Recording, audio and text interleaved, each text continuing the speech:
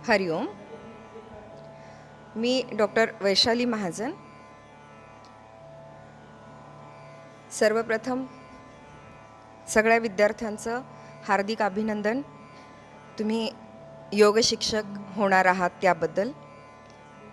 शरीरशास्त्रातला पहिला भाग पेशी, स्नायू संस्था आणि अस्थी संस्था याचा आज आपण अभ्यास करणार आहोत.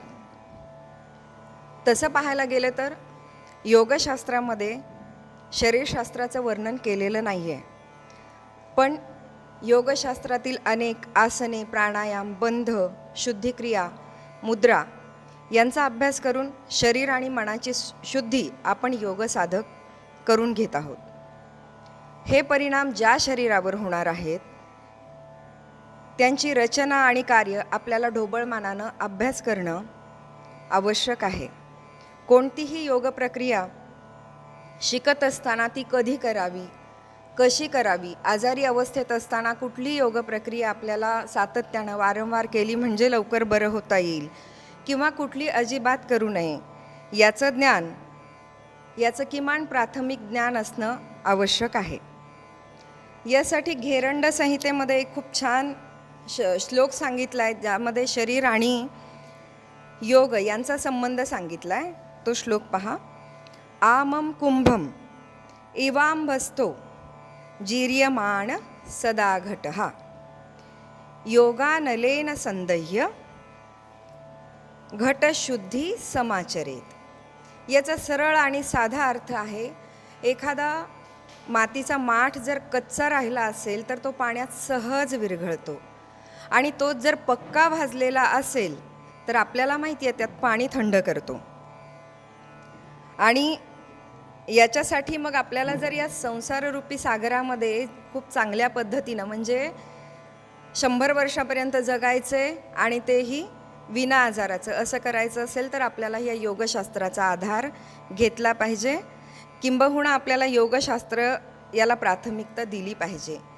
आणि याची मनाची पक्की तयारी आपल्या पहिल्या दिवसापासून आपण करायला हवी. याच्यामध्ये शरीर या शब्दाचा अर्थ सांगते मी तुम्हाला. शिर्यते तत्शरीरम, ज्याचा क्षणाक्षणाला नाश होत असतो. म्हणजे आपल्या पेशी ज्या आहेत, आपल्या शरीराचं मूल एकक ज्या पेशी आहेत, त्या पेशी प्रत्येक क्षणाला डेड होत असतात.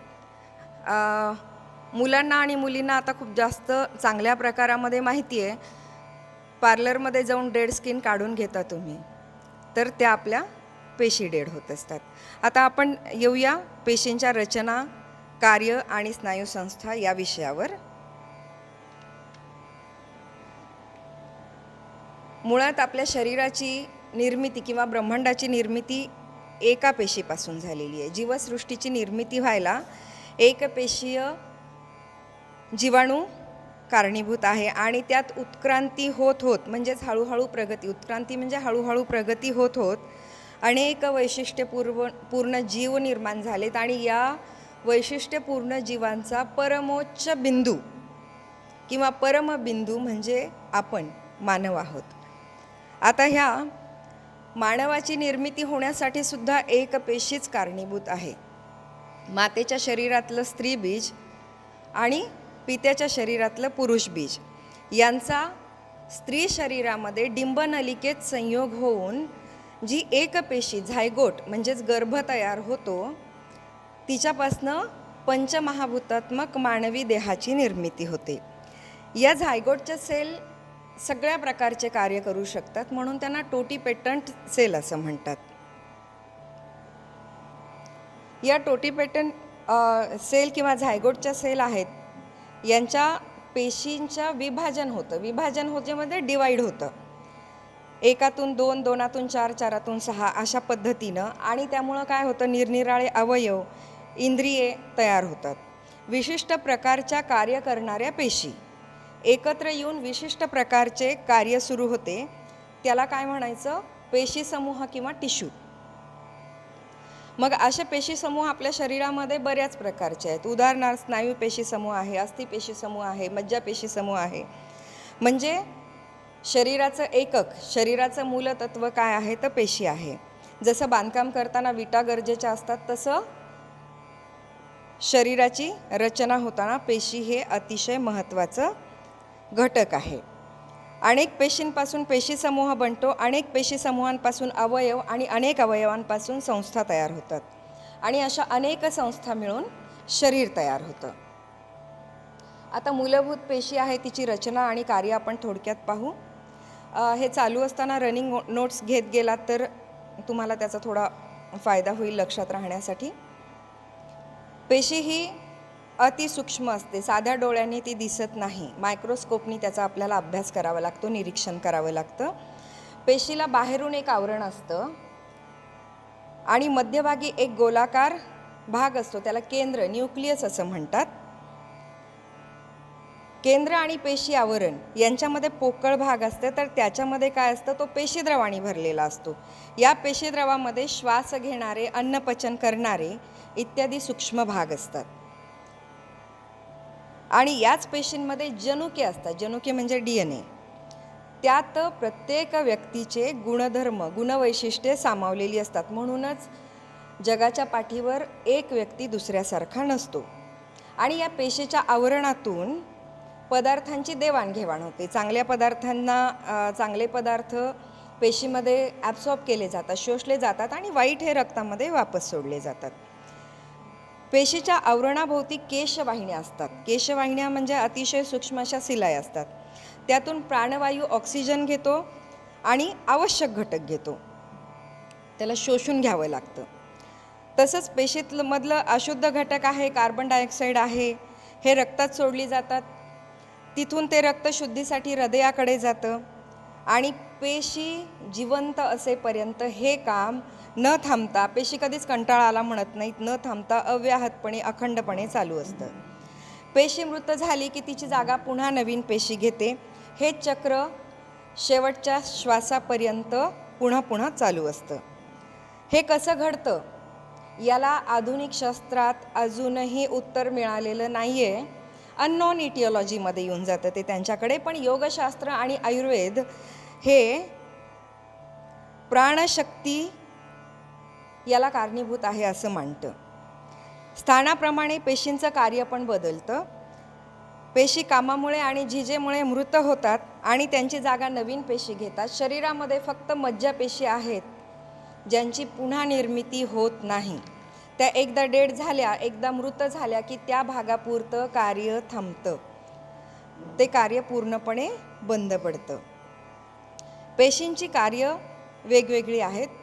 काही पेशी आवरणाचं काम करतात, म्हणजे आच्छादनाचं काम करतात. बाह्य गोष्टींपासून संरक्षणाचं कार्य करतात. उदाहरणार्थ त्वचा आहे, आतल्या अवयवांमध्ये जठर आहे, त्यानंतर नलिका आहेत, रक्तवाहिन्या आहेत आणि शरीरात जेवढे काही पोकळ अवयव आहेत तर त्यांची जी बाहेरची त्वचा आहे ती आपल्याला रक्षणाचं कार्य करते. त्याच्या आतले जे द्रव्य आहेत ते बाहेर येऊ देत नाही आणि बाहेरचे द्रव्य सहजासहजी आत जात नाहीत. काही पेशीसमूह ग्रंथी स्वरूपात असतो आणि त्यातून एन्झाईम्स किंवा हार्मोन्स हे तयार होतात. स्नायूपेशी आकुंचन प्रसरणाचं काम करून वेगवेगळ्या हालचाली घडवून आणतात. मज्जापेशी काय करतात तर अवयवाकडून मेंदूकडे आणि मेंदूकडून अवयवांकडे संदेश वाहनाचं काम करतात. नाही यांनी हे काम केलं नसतं तर बाजूच्या मित्रमैत्रिणींनी मारलेली चापट आपल्याला कळली नसती. हाडांच्या पेशी कठीण असतात आणि त्यापासून तयार झालेली हाडं शरीराला आधार देतात, आकार देतात, म्हणजे सपोर्ट आणि स्ट्रक्चर द्यायचं काम हे करतात. काही धागांसारख्या पेशी अवयवांना एकत्र बांधून ठेवतात. धागे म्हणजे आपले दोऱ्यांसारख्या ज्या पेशी असतात तर त्या एकमेकांना अवयवांना बांधून ठेवतात. याचं उदाहरण द्यायचं झालं तर ही सांध्यांची जी हालचाल होते, इथं धाग्यांसारख्या पेशींनी बांधून ठेवल्यामुळं आपल्याला दोन्ही सांधे एकत्र राहून हालचाल करता येतात. आता टिश्यू, उती, पेशीसमूह जो असतो त्याला उती असं म्हणू. अनेक पेशी एकत्र येऊन पेशीसमूह तयार होतात आणि ते विशिष्ट कार्य करतात. त्यांनाच उती किंवा टिश्यू असं म्हणायचं. या उतींचे 4 प्रकार आहेत. बघा, हा परीक्षेच्या दृष्टीने थोडा महत्त्वाचा आहे, कधी टिपा वगैरे मध्ये पण येऊ शकतात. या 4 मध्ये आच्छादक पेशी समूह आहे, आच्छादक म्हणजे आच्छादन करतात, नावाप्रमाणे अवयवांना आवरण देतात, त्याचे संरक्षण करतात. या पेशी कुठे कुठे असतात ते पण लक्षात ठेवायचं. त्वचा आवरण देते, घसा, डोळे, अन्ननलिका यांच्या ठिकाणी असतात. यांचे पुन्हा वेगवेगळे प्रकार आहेत. त्यामध्ये आहे स्क्वॅमस इपिथिलियम, 1 नंबरचा प्रकार. या पेशी षटकोनी आकाराच्या असतात, हेक्झागोनल. याचे पातळ आवरण अतिशय नाजूक अवयवांच्या ठिकाणी असतं. हृदय, रक्तवाहिन्या, वायुकोश इत्यादी ठिकाणी षटकोनी असल्यामुळं त्यांना बसायला जागा पण भरपूर मिळते. दुसरा प्रकार आहे क्युबॉइडल इपिथिलियम. या पेशी चौकोनी आकाराच्या असतात. यापासून किडनीमधील नेफ्रॉन म्हणजे किडनीचं काम करण्याचं प्रमुख ऑर्गन, हे या पेशीचं बनलेलं असतं. नेफ्रॉनच्या नलिका बनतात.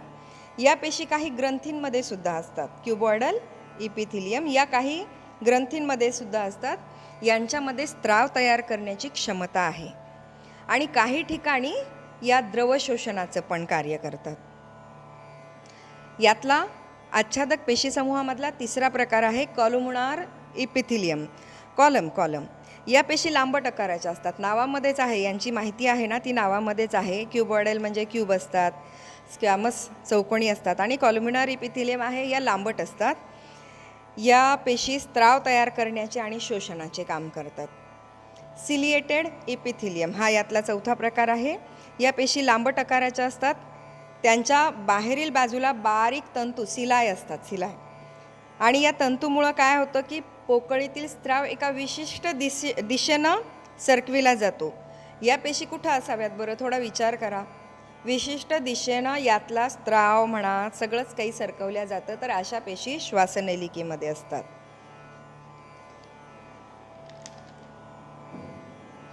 आता आपल्याला या पेशी समूहातला दुसरा संयोगी पेशी समूह, कनेक्टिव्ह टिश्यू, हा भाग पाहायचा आहे.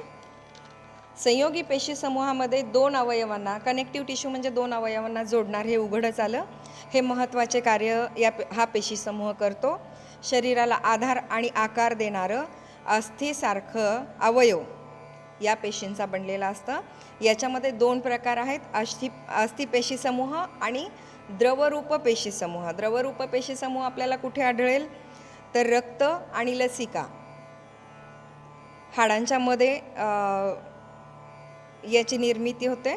रक्त आणि लसिका हा संयोगी पेशी समूहाचा भाग आहे. तिसरा आहे स्नायू पेशी समूह, मस्क्युलार टिश्यू. मानवी शरीराच्या वजनाच्या 40 ते 50% भाग या स्नायूपेशींचा असतो आणि शरीराची हालचाल ही या स्नायूपेशींमुळे होते. याचे 3 प्रकार आहेत. एक आहे ऐच्छिक स्नायू, नावातच कळून जातं आपल्याला, व्हॉलंटरी मसल्स, स्ट्रेटेड म्हणतात याला. अनैच्छिक स्नायू, इनव्हॉलंटरी मसल्स, आपल्या इच्छेने काम करत नाहीत. आणि हृदयस्थ स्नायू, कार्डियाक मसल्स. असे याचे 3 प्रकार आहेत स्नायूपेशी समूहांचे. तर यातला तिन्हींमधला डिफरन्स मी थोडासा रनिंगमध्ये घेते, तुम्ही ऐका आणि मी कशाचं सांगते ते थोडंसं जज पण करा. ऐच्छिक स्नायूपेशी, अनैच्छिक स्नायूपेशी आणि हृदयस्थ स्नायूपेशी असं आपण 3 कॉलम केले. ओके. आता ऐच्छिकमध्ये काय आहे तर आडवे पट्टे असतात आणि अनैच्छिक आणि हृदयस्थमध्ये काय आहे, आडवे पट्टे नसतात. दुसरं काय आहे, ऐच्छिक म्हणजे हे आपल्या इच्छेवर, मला हात हलवायचा आहे, पाय हलवायचा आहे, आपल्या इच्छेवर अवलंबून असतात. अनैच्छिकमध्ये काय आहे तर ह्या आपल्या इच्छेवर अवलंबून नसतात आणि हृदयस्थ स्नायूपेशीसुद्धा आपल्या इच्छेवर अवलंबून नसतात. सेंट्रल नर्वस सिस्टीम म्हणजेच मध्यवर्ती मज्जासंस्थेच्या नियंत्रणाखाली कोण असेल, ऐच्छिक, बरोबर आहे. ऑटोनॉमस नर्वस सिस्टीम म्हणजे स्वायत्त, ऑटोनॉमस म्हणजे स्वतःची. मुलांना कॉलेजेसमुळं माहिती, ऑटोनॉमसचे कॉलेजेस वगैरे असतात, तर तसं इथे पण आहे की ही स्वायत्त मज्जासंस्थेच्या नियंत्रणाखाली कोण असेल, अनैच्छिक स्नायूपेशी. हृदयस्थ स्नायूसुद्धा ऑटोनॉमस नर्वस सिस्टीमच्या अंडर येतात. या पेशींची रचना बघताना, ऐच्छिक स्नायू पेशींची रचना बघताना आपल्याला या पेशी लंब, दंड, गोलाकार आणि अनेक केंद्रे असणाऱ्या असतात. हा महत्त्वाचा फरक आहे दोन्हीमधला. अनैच्छिक स्नायू आहे, या पेशी लांब, शेवटच्या भागाला टोकदार आणि फक्त एक केंद्रकयुक्त असतात. हृदयस्थ स्नायूचं काय आहे, तर या पेशी दंड गोलाकार, शाखा फुटलेल्या, एक केंद्रक असलेल्या अशा असतात. ऐच्छिक स्नायू पेशींमध्ये आकुंचन आणि जलद आणि अधिक वेळा होतं, म्हणजे कॉन्ट्रॅक्शन जे आहे ते फास्ट होत राहतं. अनैच्छिक स्नायू पेशींमध्ये काय होतं, आकुंचन कमी वेगाने आणि रिदमिक लयबद्ध असतं. हृदयस्थ स्नायू पेशींचं खूप छान काम आहे, यांचं सतत लयबद्ध आकुंचन प्रसरण चालू असतं.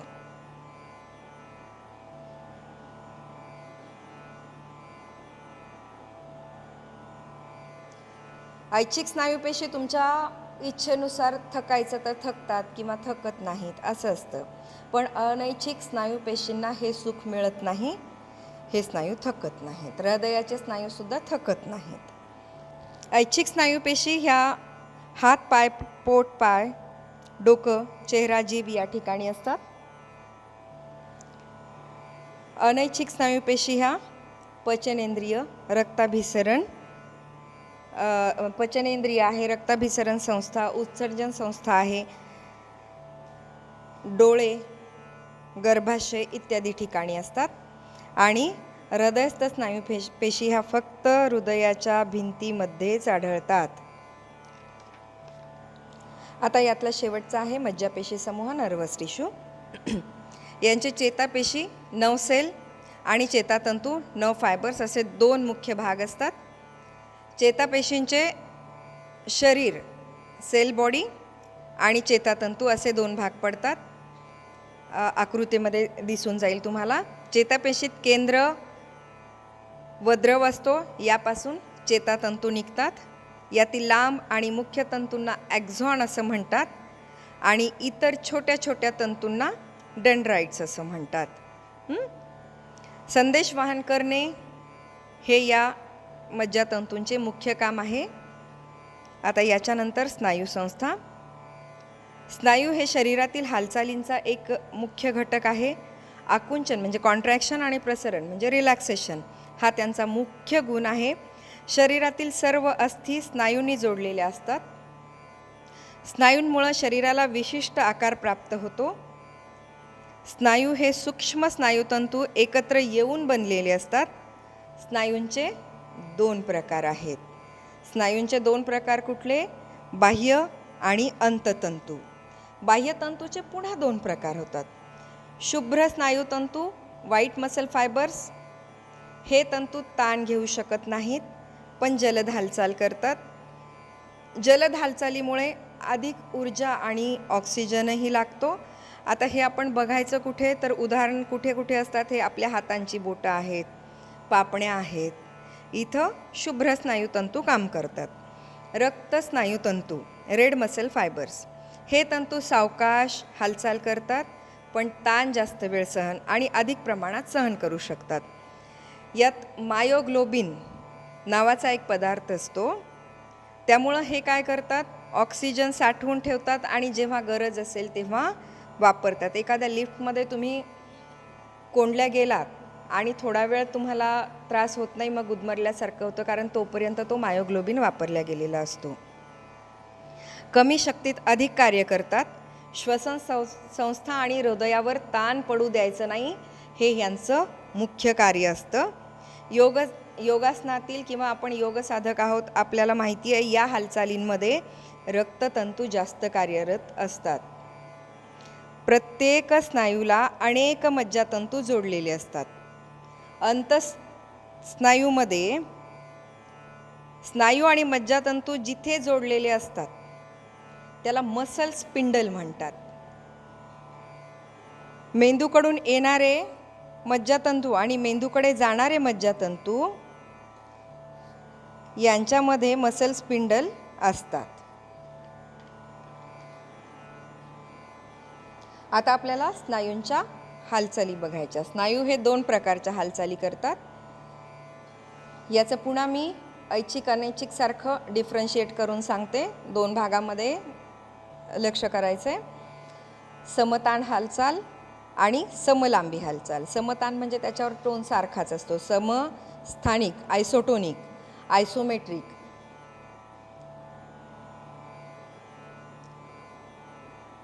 समताण हालचालीमध्ये काय होतं, स्नायूंची लांबी बदलते पण टेन्शन ताण कायम असतो. आणि समलांबी हालचालीमध्ये काय होतं, तर स्नायूंची लांबी बदलत नाही पण ताण वाढतो, म्हणजे त्यांना कॅपॅसिटी वाढते त्यांची. आयसोटोनिकमध्ये समताणीमध्ये काय होतं, तर स्नायू फुगीर होतात. समलांबीमध्ये स्नायूंचा आकार बदलत नाही. आयसोटोनिक हालचाली समताण हालचाली करायला ऑक्सिजन जास्त घ्यावा लागतो आणि समलांबी हालचाली करताना ऑक्सिजन कमी लागतो. समताण हालचालींना स्नायू पूर्वस्थितीत यायला वेळ लागतो. समलांबी हालचालीमध्ये स्नायू पूर्वस्थितीमध्ये वेळेमध्ये येतात, लवकर येतात. समताण हालचालीमध्ये सगळ्यात महत्त्वाचं काय होतं, तर स्नायू लवकर थकतो, ऊर्जा जास्त लागते. आणि समलांबी हालचालीमध्ये स्नायू थकत नसल्यामुळं तो निर्माण झालेल्या ऊर्जेचा भाग साठवून राहतो. याचं समताण हालचालीचं अतिशय उत्तम उदाहरण जिममधले व्यायाम प्रकार आणि समलांबी हालचालीचं उदाहरण आपली योगासने. आता काही भाग आहे तो परीक्षेच्या दृष्टीने आहे. स्नायूंच्या हालचालीतील अनैसर्गिक बदल. 1 नंबर आहे पेटके येणे, मसल क्रॅम्प. स्नायू थकल्यामुळे किंवा अचानक स्नायूंवर ताण पडल्यामुळे अनैच्छिक तीव्र आकुंचन होतं, इनव्हॉलंटरी स्पाझमोडिक कॉन्ट्रॅक्शन. हे कधी होतं, उन्हाळ्यात शारीरिक श्रम जास्त झाल्यानंतर पोटरीत गोळे येतात किंवा स्नायूंना पोषक द्रव्यांचा पुरवठा अचानक कमी झाला तरीही मसल क्रॅम्प येऊ शकतात. उदाहरणार्थ काय आहे, अतिसार झालेला असताना शरीरातील मिनरल्स म्हणजे क्षार यांचं प्रमाण कमी होतं मग आणि अचानक आपल्याला वाटतं की पाय ओढल्या जात आहेत, तर त्याला मसल क्रॅम्प म्हणायचं, पेटके येणं म्हणायचं. त्याच्या मागचं कारण हे आहे, त्याचं प्रमाण कमी झाल्यामुळं मसल क्रॅम्प येतात. दुसरं पक्षाघात, पॅरालिसिस. मज्जासंस्थेवरील विकृतीमुळे शरीरातील अर्ध्या भागातील किंवा कमरेखालील ऐच्छिक हालचाली कमी होतात किंवा थांबतात. पॅरालिसिस म्हणजे नेमकं काय ते हे. दुसरं रायगर मॉर्टिस. मृत्यूनंतर काही तासांनी स्नायू कडक आणि ताठर होतात, त्याला रायगर मॉर्टिस असं म्हणतात.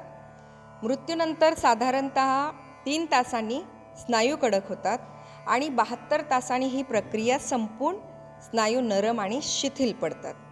म्हणूनच मृत व्यक्तीचे सांधे कडक आणि ताठर होतात. रायगर मॉर्टिसची सुरुवात प्रथम बोटाचे आणि चेहऱ्याचे स्नायू यासारख्या लहान स्नायूंमध्ये होते. कोणता भाग किती ताठर आहे यावरून मृत्यू होऊन किती काळ झाला आहे हे सांगता येतं. या क्रियेची गती बाह्य तापमानावर अवलंबून असते. आता टोन, ताणस्थिती. जेव्हा स्नायू काम करत नाहीत तेव्हा ते पूर्णपणे शिथिल नसतात, याला स्नायूंची ताणस्थिती म्हणतात, टोन म्हणतात. म्हणजे काम करत नसतानाही टेंडरनेस. आपल्याला याचा अनुभव शवासनामध्ये घेता येईल. आपल्याला तर वाटतं आपण शवासनामध्ये पडलो आहोत, पण जेव्हा आपल्याला आपले योग शिक्षक सांगतात अमका भाग शिथिल करा, तेव्हा आपल्याला कळतं व्हॉट इज रिलॅक्सेशन. स्नायूंचा टोन चांगला असल्यास व्यक्तीची कार्यक्षमता टिकून राहते, लवकर थकवा येत नाही. झाला आजचा आपला अभ्यास पेशी स्नायू संस्था. याच्यावर काही प्रश्न असतील तर मेसेजेस करून द्या. हरिओम. धन्यवाद.